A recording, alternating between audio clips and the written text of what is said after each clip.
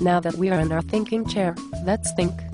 Okay, so the first clue was a hypotonic solution. The second clue was a Foley bag with blood, and the third clue was distilled water. What do you think Blue was trying to tell us through these clues? Well, let's see. Maybe the Foley bag was submerged in the distilled water. But then where would the hypotonic solution come in?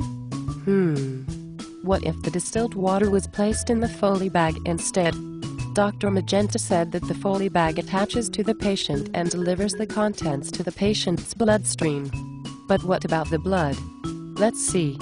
If distilled water from the Foley bag enters the patient's bloodstream, then that means that the water would be hypotonic to the blood cells because there is a higher concentration of salt in the blood cells, so a net diffusion of water into the cell occurs. Okay, we are getting somewhere, but then where does the blood come in? Hold on. Blood cells are animal cells, and animal cells have no cell walls. That means that so much distilled water entered the red blood cells that they put too much pressure on the cell membrane and burst. And then, the hemoglobin from the burst red blood cells leaked out into the Foley bag. That's it. We just figured out Blue's clues, because we're really smart. Pow pow pow.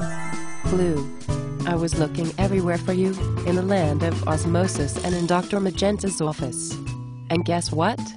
I figured out your clues. The poor guy outside died because his doctor must have given him distilled water instead of saline solution through the Foley bag.